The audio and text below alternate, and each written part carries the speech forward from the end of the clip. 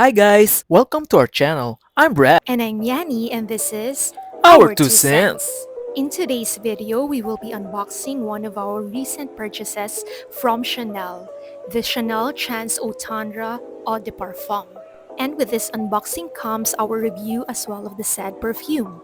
And as always, we are excited to give our 2 cents on this fruity floral freshy from the designer Chanel, the Chanel Chance Eau Tendre EDP. So watch Like and and subscribe subscribe na. na! So we purchased this perfume from a Chanel store here in Manila. You previously saw some of the items which were given to us as samples. To be honest, I don't really know what they are. I'll try to figure out what they are and try to use them if I have the chance to research about them. But for now, let us focus on this particular perfume. Enjoy this very short unboxing video. The box itself is similar to the other perfumes from the Chanel Chance line. There's really nothing very special about its packaging. There's just this plastic that is wrapped around the box. The box itself is very thin. I don't think the box itself will make the packaging really damage proof because as you can see, it's really very thin. No cushion that is found inside. Like when you open this box from the top, you will see immediately that it's already the perfume that is underneath that very thin line of a cardboard box. This is very typical of designer perfumes. However, I thought Chanel would be a little bit more creative and thoughtful about its packaging, considering the brand that it carries, but that is not the case for this particular perfume. However, the bottle itself, I really do appreciate it.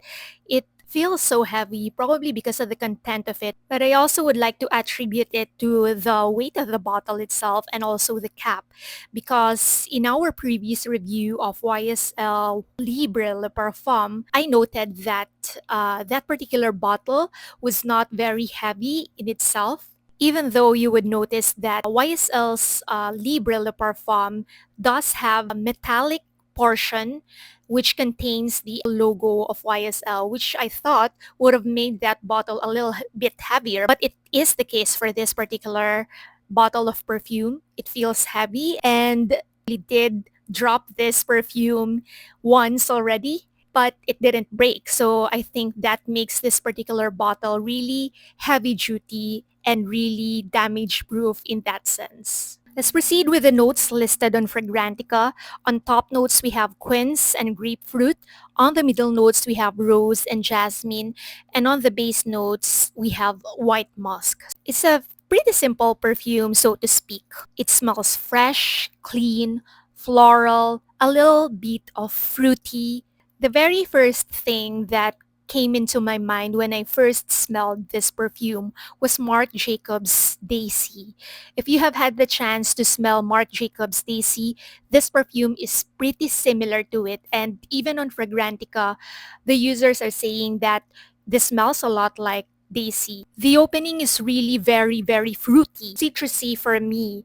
I smelled of grapefruit primarily, but it also smelled of another note which is not listed on Fragrantica, and that is apple or green apple. Surprisingly, Fragrantica users think that it really smells of apple also, because they also liken this perfume to perfume from Zara, which is apple juice. Now the apple note begins to fade away. The grapefruit stays and combines with rose and the jasmine by the middle portion. Now towards the end of the short lifespan of this perfume, it begins to feel fresh and clean because of the white musk in it. The reason that we purchased Chanel Chance Eau Tendre is because it has a lot of hype on YouTube, and the smell is very similar to one of my first perfumes, which was Marc Jacobs Daisy, and it reminded me of such happy and youthful days. But to be honest, I am really quite disappointed with the performance of this perfume. Chanel's Coco Mademoiselle is one of the perfumes that has a long staying power in my skin, which is why I thought that this perfume would perform similarly to that perfume. Because it's Chanel. Chanel Coco Mademoiselle also happens to be my most complimented ever perfume. And I was so excited to try Chanel Chance Eau Tendre, but It really did disappoint me performance-wise, to the point where I thought that I should have just purchased my original Marc Jacobs Daisy if I wanted this particular scent profile in my collection. That one was cheaper, and it also performs a little bit better because of the great projection that it had. Contrary to its name Eau Tendre, which loosely translates as soft water, the first thing that comes into my mind when I first sniff this is a heavy dose of rose, which is followed by fruits working on the background. This perfume kinda reminds me of the 90s designer perfume, the CK Eternity for Women. The similarity lies on the vibe rather than the scent profile, with Eternity having more chemical smelling unidentified fruits and floral. Despite heavy dose of rose in the opening, I could describe the rose note used by Chanel as natural. I also detected jasmine. The natural smelling aspect of Chance Eau Tendre may compete with the natural fresh smelling niche perfumes of Jo Malone. On the other hand, the heavy dose of various fruits that follows may be similar to a juicy fruit gum if you are familiar with that. Then comes the powdery notes in the dry down. Unfortunately, I could hardly detect this perfume on Yani after office hours unless I put my nose on her skin. The scent profile is not bold, but rather a mass appealing, suitable for office setup and even outdoors. The ultra feminine leaning florals could also make this perfume a recommended choice to wear as a wedding fragrance.